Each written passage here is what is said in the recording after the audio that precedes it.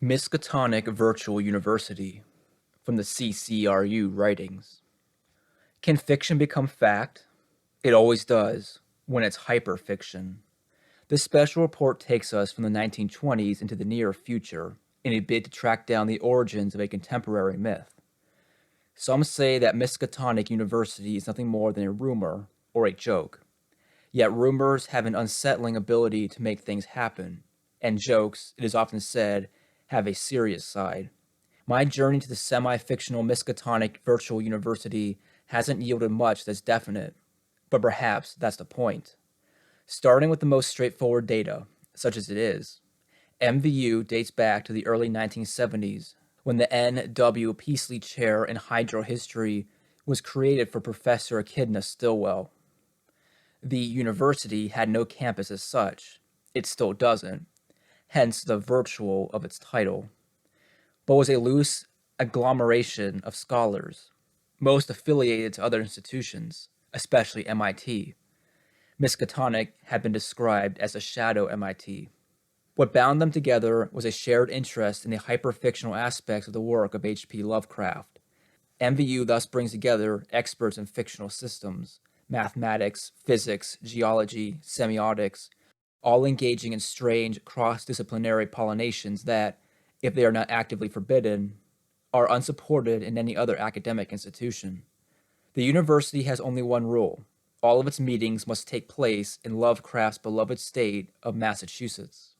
The story of MVU is inextricable from that of Echidna Stillwell. Stillwell had done pioneering fieldwork in ethnology in the 1920s, but her reputation quickly fell into eclipse. University authorities began to fear that she had gone native, credulously and uncritically adopting the strange folk beliefs of her beloved Moon Ma. Some went so far as to suggest that she had been creative with her findings, that much of her data had been simulated. Fearing that they had a Blavatsky-type fake on their hands, the university moved to disassociate themselves from her work. A whispering campaign was orchestrated, and Stillwell was first discredited and then forgotten by an anthropological community increasingly keen to establish its scientific credentials. The result was that her voluminous works on Mu folklore went unpublished. Complete disreputability was assured when her work began to be championed by occultists, poets, and cranks of every persuasion. One of these champions was Captain Peter Visperov. But Visperov was no lone obsessive or starry-eyed mystic. To all outward appearances, he was a respectable army captain who had played a distinguished role in the Special Operations Executive during World War II. Scratch the surface, though, and a stranger, shadier picture begins to emerge. Visperov was a Russian emigre whose family had fled to the USA during the Revolution. The Visperovs were a reclusive family, shrouded in rumor. Serf legend had it that they had acquired their wealth through abominable magical pacts. And sure enough, rumors of occultism followed Peter Visperov into World War II. Coincidentally, Visperov had been posted to the same theater where Stillwell had done much of her fieldwork.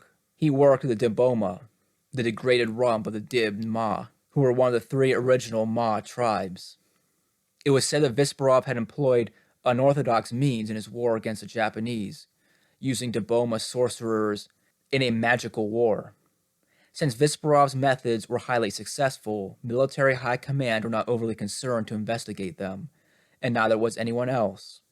In 1947, an American journalist began to research the story, but he was unable to substantiate anything before an untimely, yet apparently accidental death. It is only with the recent release of correspondence between Visperov and Stillwell that the events of the war, which throw a great deal of light on the subsequent development of Miskatonic, have become clear. The provenance of this correspondence, it should be pointed out, is still highly disputed. The Stillwell estate, notoriously and understandably touchy, is reluctant to confirm the authenticity of the letters, while lawyers acting for the Visperov family made strenuous, but ultimately failed, efforts to suppress the correspondence. Nevertheless, Dr. Edward Blake, the author of a forthcoming Stillwell biography, believes the letters are genuine. Quote, "They bear many of Stillwell's characteristic stylistic traits, and all the facts seem to square with the available data. If they're a fake, they're an incredibly detailed one.